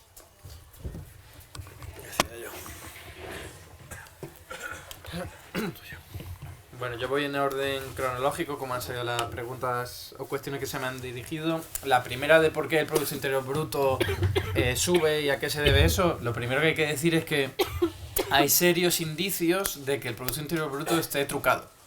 Porque desde la crisis económica en el año 2007-2008, el Producto Interior Bruto cayó, pero no cayó tanto como cayeron la actividad económica, la recaudación por impuestos de sociedades, la ocupación, el empleo, etcétera, etcétera, ¿no? Entonces hay bastantes economistas que están muy empeñados en denunciar que efectivamente el Producto Interior Bruto está sobredimensionado, que en realidad sería inferior. Pero en cualquier caso, si nosotros nos tragásemos eso y aceptásemos como premisa que el Producto Interior Bruto está bien, tendríamos el mismo Producto Interior Bruto ahora que hace que en el año 2008, hace 9 años, ¿no? Y con 2 millones de trabajadores menos. ¿Esto qué quiere decir? Que estamos produciendo la misma riqueza, mediante términos monetarios, pero hay muchísima menos masa salarial. Y la otra parte de la ecuación es sencillo, es salario y beneficio. Si hay menos masa salarial, eso significa que hay más beneficios empresariales. O sea, tenemos la misma tarta, pero se la lleva, sobre todo ahora más, la parte de los beneficios empresariales. Esto tiene que ver con la precarización, con que antes cuando una persona pues cobraba 2.000 euros, ahora cobra 1.500, que han despedido a uno para contratar a 2 personas pero cobran menos, etcétera, etcétera, ¿no? Y los grandes beneficios están incluso representados en el Producto Interior Bruto, a pesar de que pudiera estar amañado, como yo estoy diciendo, ¿no? El tema de que si damos dinero a la gente para trabajar, luego utilizan ese dinero para compras en el extranjero y generan trabajo fuera. Pues vaya problemón, ¿no? Que con nuestras compras en el extranjero estemos generando puestos de trabajo en el exterior. Y es que evidencia también otro de esos mitos que nos hemos también tragado, ¿no? Que son el de, al menos desde el punto de vista de la economía, que es el de que es bueno exportar productos fuera y es malo importar. Pero porque te están diciendo, claro, si tú coges un producto y lo vendes fuera, desde fuera te viene dinero y entonces tú te estás enriqueciendo, ¿no? Y cuando importas ocurre lo contrario, estás comprando productos desde fuera y estás pagando, entonces te estás empobreciendo, pero porque se está midiendo en términos monetarios. Si nosotros lo medimos en términos físicos y reales, en realidad estás diciendo, joder, exportar significa que estoy aquí trabajando para producir algo que yo no voy a disfrutar, que ha de disfrutar otra persona de fuera a cambio de un papelito que es al fin y al cabo con lo que me paga. Una invención del ser humano que es el dinero. Mientras que la importación es precisamente, están trabajando los de fuera y yo con un papelito o un número tecleo, se lo doy y están trabajando fuera para que yo luego disfrute ese bien. Si lo miramos desde ese punto de vista, que es mucho más realista, nos damos cuenta de que las exportaciones serían un coste y algo negativo y las importaciones serían algo positivo.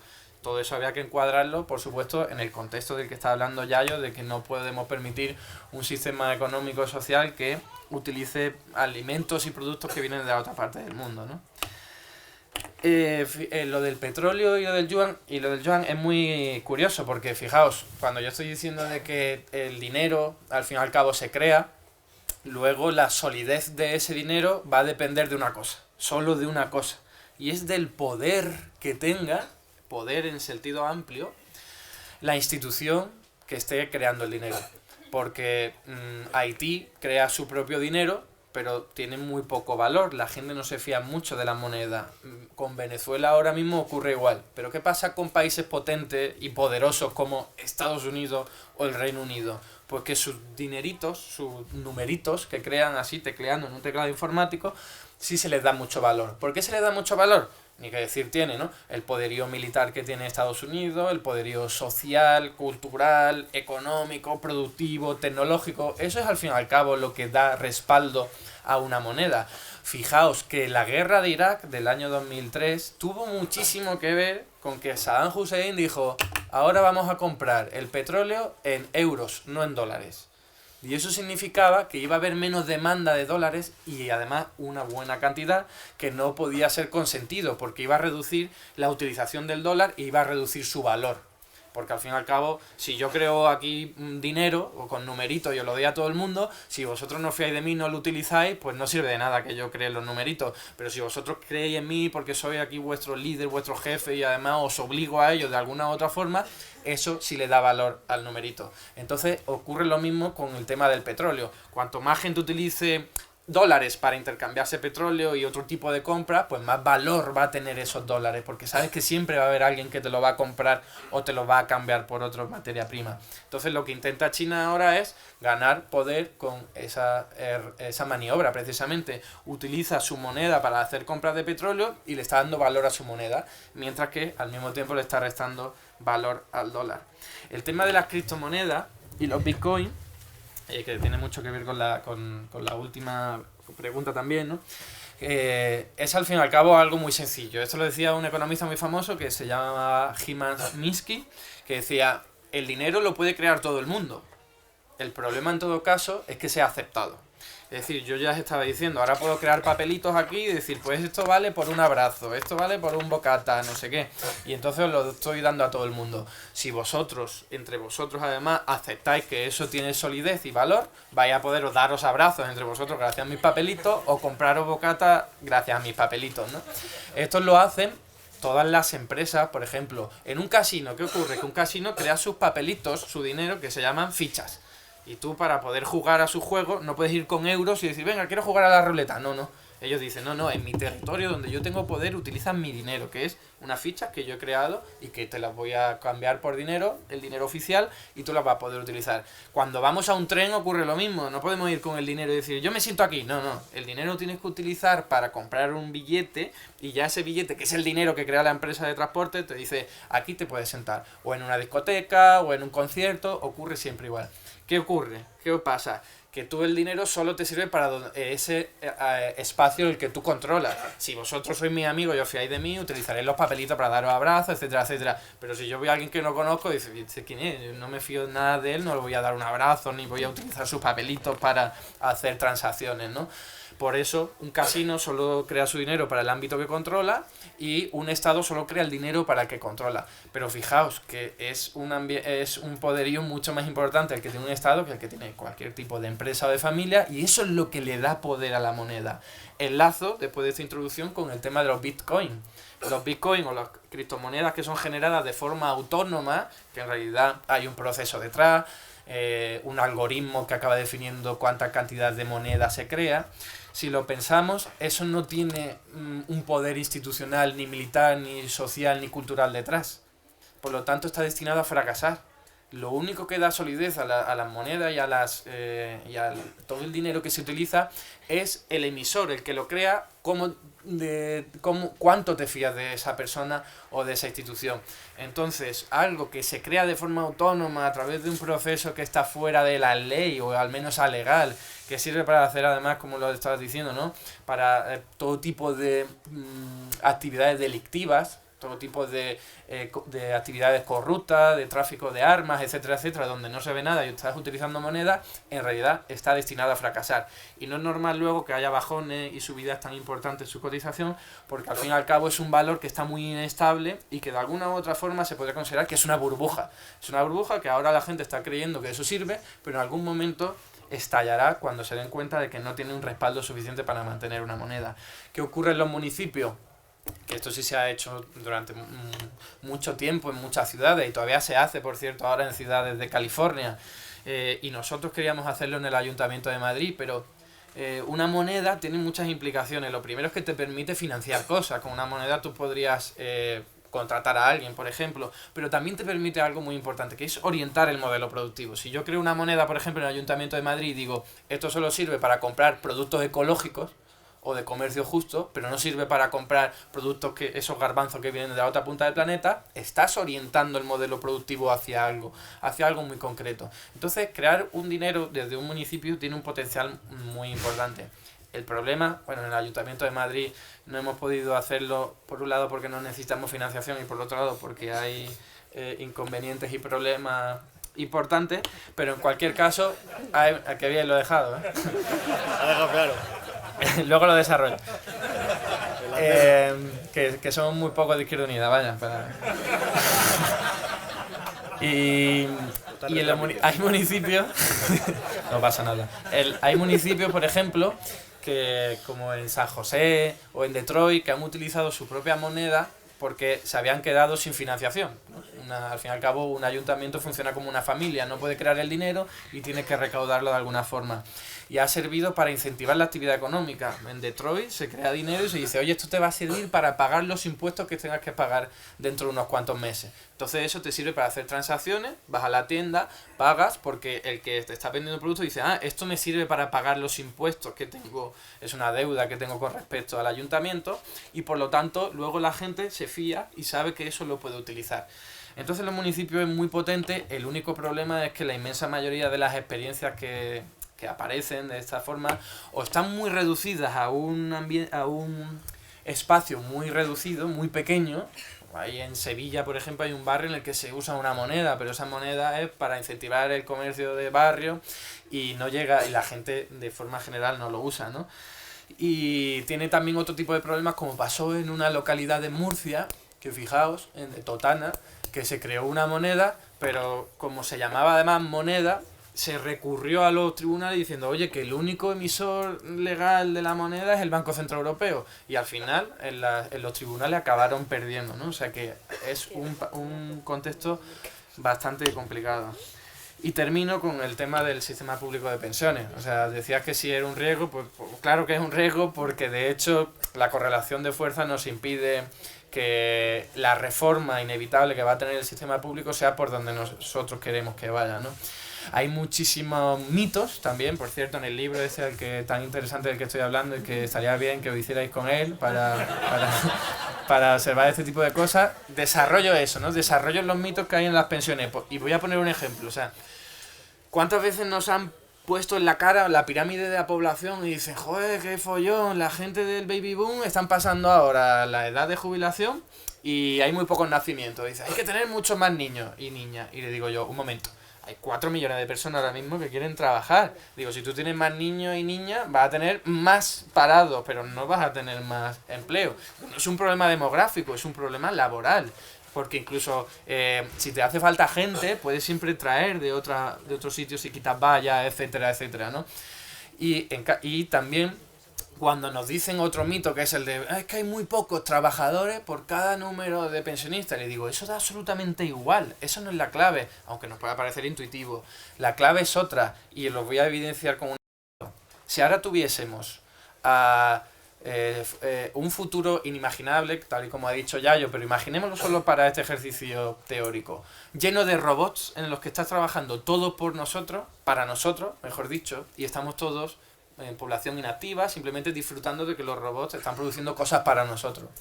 ¿Ahí de verdad importa el número de trabajadores, que sería 0, para el número de pensionistas o de personas que están recibiendo un producto o servicio? No. Lo importante no es el número de trabajadores ni de pensionistas que haya, sino la cantidad de bienes y servicios que somos capaces de producir como fuerza laboral, la capacidad que tengamos como comunidad para satisfacer las necesidades de nuestros mayores y de los pensionistas. Eso es lo único que importa. Y acabo diciendo, la evolución del ser humano ha sido siempre en ascendente con todo lo que tiene que ver con la capacidad tecnológica, productiva, económica, etcétera, etcétera. También con ese deterioro medioambiental del que estamos hablando. Pero fijaos, somos capaces de producir más cosas y de dar más satisfacción a la gente. Entonces, ¿cómo es que nos están diciendo que en pleno siglo XXI tenemos que vivir peor que nuestros padres y nuestras madres? En realidad, el potencial productivo, económico, tecnológico está ahí. Y podríamos perfectamente imaginar sociedades en las que estuviésemos todos trabajando y además no en 8 horas al día, sino en muchísimas menos horas, ¿no? Y ser capaces también de garantizar bienes y servicios para una población pensionista que podría ser muy muy numerosa, simplemente porque cada vez tenemos mayor productividad, que quiere decir que trabajando menos número de horas somos capaces de producir más bienes y servicios, y no estoy hablando de bienes y servicios que necesariamente tengan un impacto medioambiental, sino que puede ser todo lo que tenga que ver con cuidados a las personas y todo lo que tenga que ver con cuidados al medio ambiente. Ahí hay mucho trabajo que hacer que redunda en nuestra felicidad, en nuestro bienestar, y hay muchos puestos de trabajo que crear sin necesidad de que haya un impacto medioambiental negativo.